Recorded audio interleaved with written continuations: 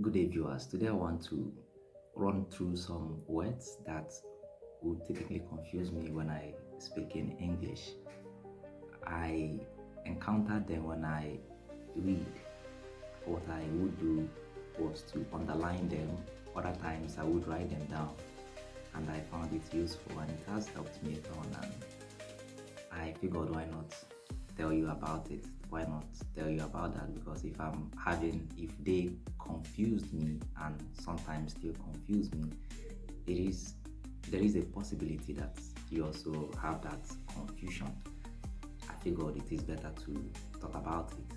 And if you don't have that problem, if you don't have that problem, then it's all good. But if you do, this is the time, or this is an opportunity for you to go through it and learn it and get comfortable with it. Because when I don't do that, when exactly, the purpose, the objective, my objective is to remove every drag, every lag in my speech.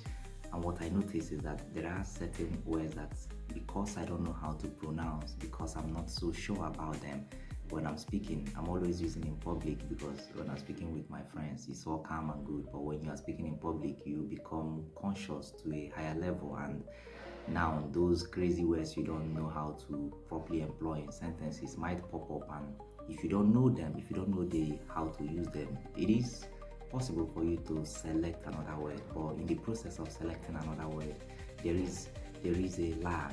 There is this thesis established, and if the more unsure you are about the words, the more the lag.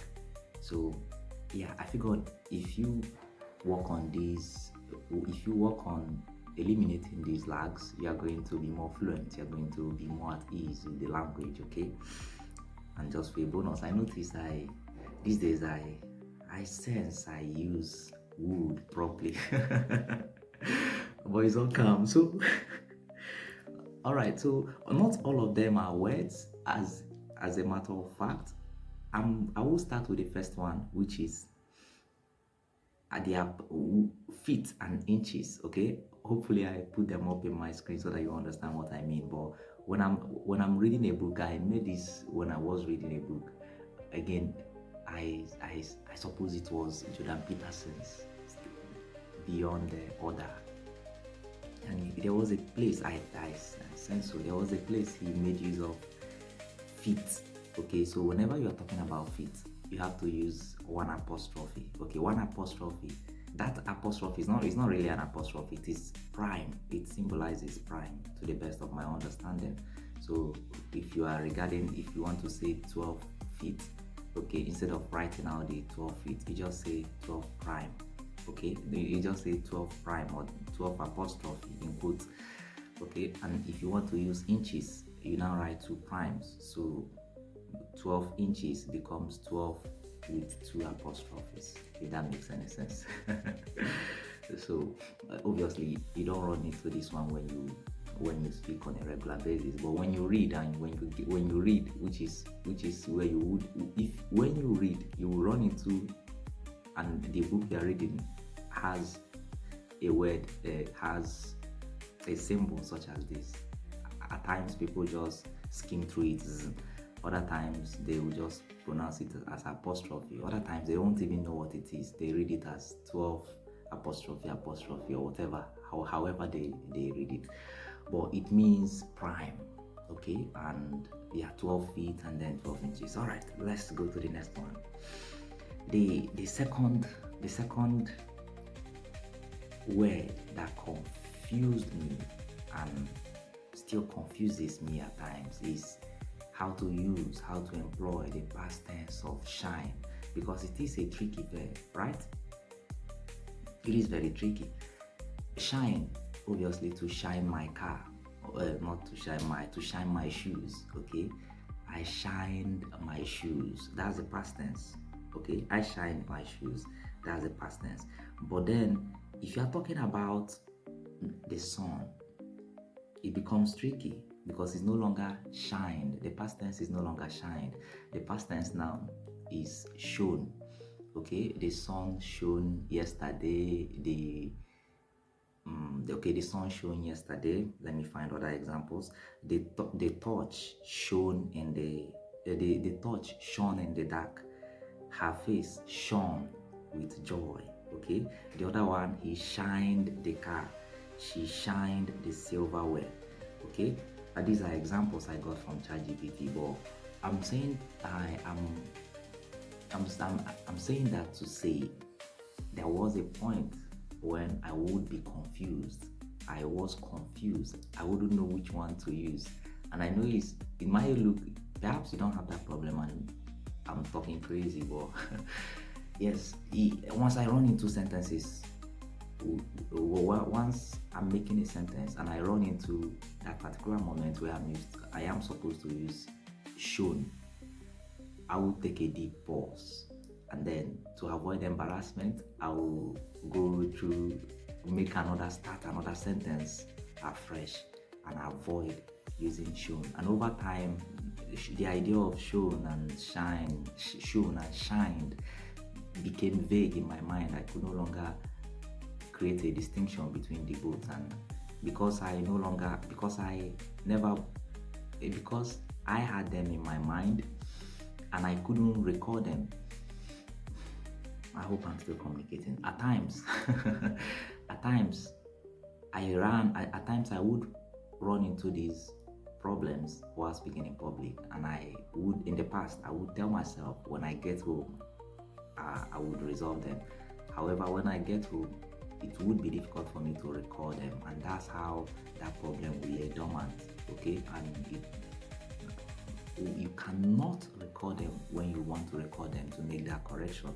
And most people are not with their pen when speaking in public, so that if they run into that problem, they will write it down. So the problem remains there, and you never get to tackle it, and it becomes it keep growing and keep becoming this big monster pursuing you endlessly.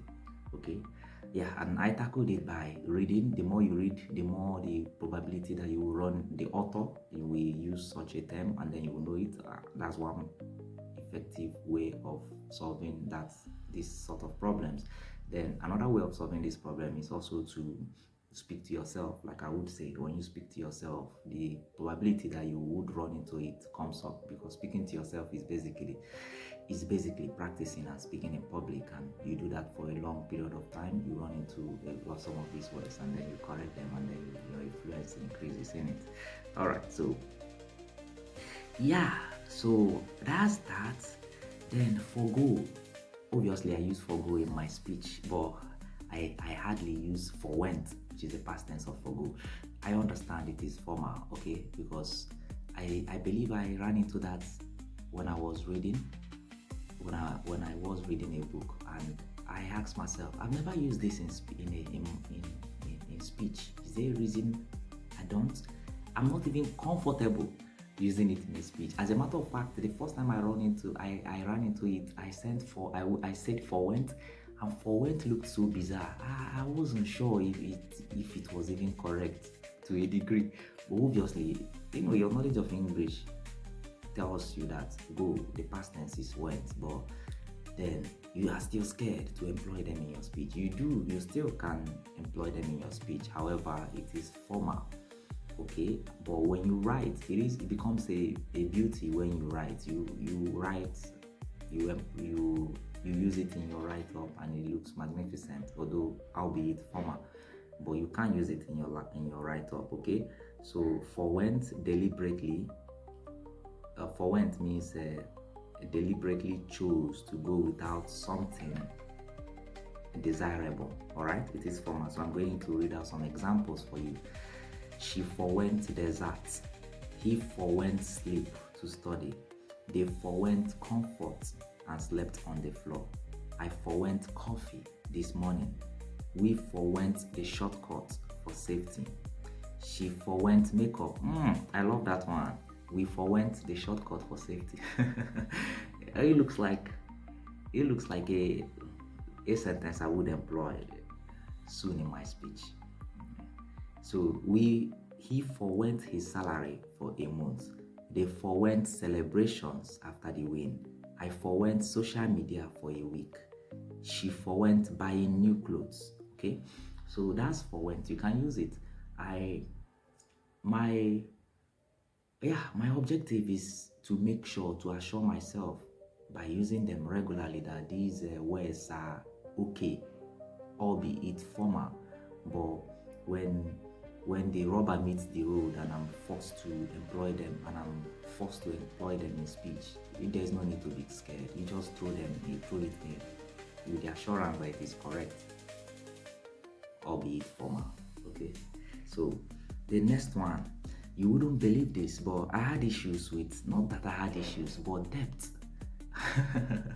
When I was small, I would pronounce debt D-E-B-T, okay? Debt as debt.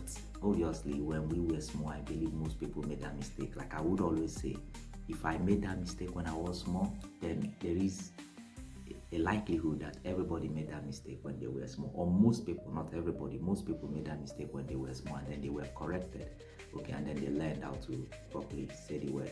So then I would pronounce D-E-B-T as debt, but then I was corrected and I was told it was debt, okay. For whatever reason, I don't know how D-E-P-T-H, debt, became an issue for me. And I wasn't so sure. The issue was, do you pronounce the P or don't you pronounce the P? It wasn't a big issue relative to the ones I have on this my list, but yeah, most times I would pronounce the P, but there was this crippling sense of uncertainty in my heart whether I was making whether it was a mistake or not. Okay. Yeah, but it's not a big deal like the others. But I figured I should say it as well. So debt, you pronounce the P. Okay, the depth of the river is dangerous.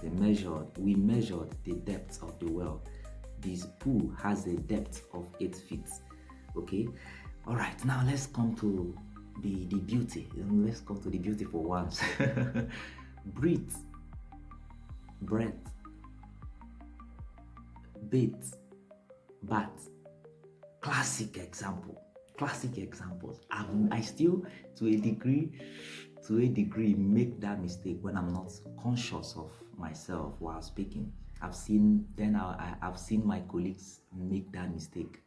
Okay, so I'm sure people are still making that same mistake. So you can tackle it, and I'm going to tell you how I tackled it. It's quite easy if you follow this thought process. Breathe. The spelling of breathe. Okay, I'm going to put them on the screen now. Then I explain directly, not to burn, so that I don't take up much time. Okay, so breathe has E in it. Has E, not that it has E in it. It ends in E. So whenever you have that one that ends in E, obviously it should tell you that that is the one that is the verb. Okay, let's start with, because the problem is most people don't even know. Some people don't even know which is the verb and which is the noun. Okay, so when you see the one that ends in E, that is the one that is the verb. And you know the crazy part, verb in and of itself has the letter E. Okay, so associate the verb, you you associate breathe with verb because they both have E. Okay, that's how you know which one is E and which one is the verb and which one is the noun. Okay, breath does not have E. It doesn't end in E. Okay, that's about which is the verb and which is the noun. Now let's talk about the pronunciation. Okay, whichever eat, the one that rhymes with eat, E-A-T, okay, is the verb. Okay, and it also has an E. Does that make sense? So whenever you are coming to this word breathe, just know that it has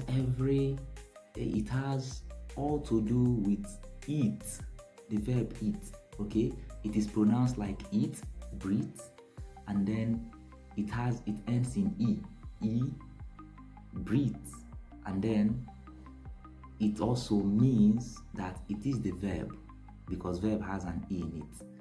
Breathe, if that makes any sense. But breath doesn't have that. Okay, so always associate breathe with eat. It will solve most of the problems. Breathe, eat. So I'm breathing. Okay, my pronunciation might not be perfect. I'm not a Briton. Okay, I'm not British. My pronunciation might not be perfect. So, but as a Nigerian pronouncing this, always know that breathe, okay, associate it with it, and then it ends in E, meaning it is the verb. All right, breath.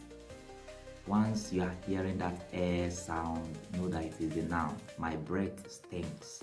My breath is fantastic.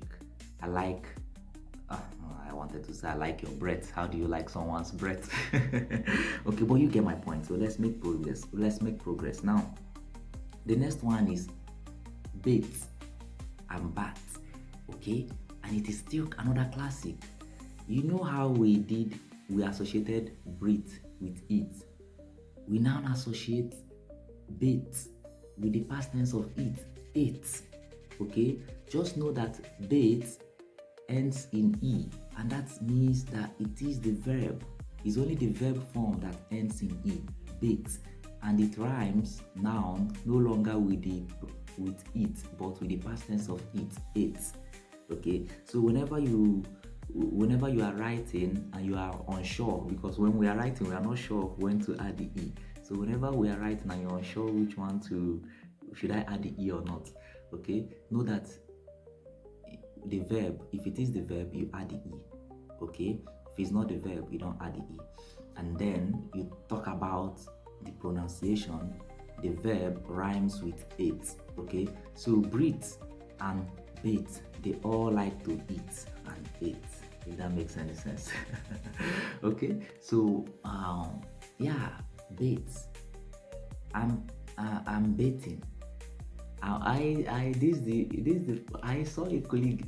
I witnessed a colleague of mine make this mistake, and that was when I knew that when people do make this mistake, they didn't care anyway, and you should not care. Okay, just speak the language, because being conscious of the language is not proper, and it makes you lose your train of thought. Your attention is divided. So I love the fact that she just guessed and she went about with her speech, and it was perfect. Okay, but she made that mistake, and she never cared. It's better you make that mistake and not care. Okay, but it is best for you to correct that mistake and then speak properly. Okay, so bait and bat. Okay, I hope then bat is I like to focus on one, because if you understand bait, you can easily deduce bat. Okay, so bait ends with E, rhymes with eight, means verb, because verb has an E. Alright, fantastic. So man, this video is long. I am going to stop now, and then I'm going to drop a part 2 later. And I hope this is helpful. I hope it gave you some little insights. If you did, I'm happy for you. I truly want you to improve your English. Okay, I am improving my English. Okay, and a friend of mine, I'm done with the video, but I would like to tell you a story, recount a story before you. A friend of mine told me, man, you are focusing a lot on English. Why don't you focus on Igbo? You still have a good way to go in Igbo. I speak my mother tongue very well. I still will come back to my mother tongue. I enjoy languages, okay? And they always come, some people, not they, okay? Some people come at me with, these languages, your colonizer, your colonial master's language. Why are you trying to perfect it? But I don't see it like that. Okay, I see it as a young man who is passionate about learning languages. Okay, and if I could learn all the languages in the world, I would learn all the languages in the world, including the Creoles, and the Pidgin languages. I will learn every language if I could, but I can't. As a matter of fact, as a consequence of that, I'm learning I'm taking all of them bit by bit. Okay, after this English, my intention is to return to my French, to polish my French. Okay, when I get to a comfortable level, obviously fluency, like I said in one video, is a receding mirage.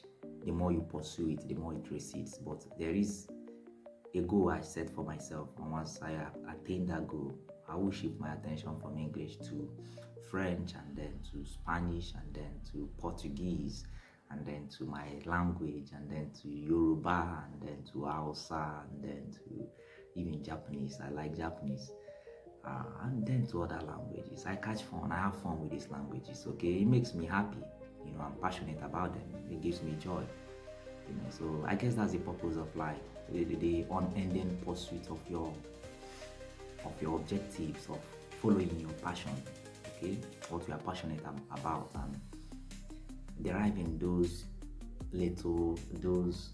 deriving joy from them, joy that other people don't truly see, that they consider inconsequential, and they consider as minute, and they disregard. But that is what gives me satisfaction. The same way certain people take pride in riding a Bugatti, or riding a Ferrari. Although I would one day like to ride a Ferrari, but that's not the point. I derive joy in understanding a language and being able to speak that language, if that makes any sense. I will come to it.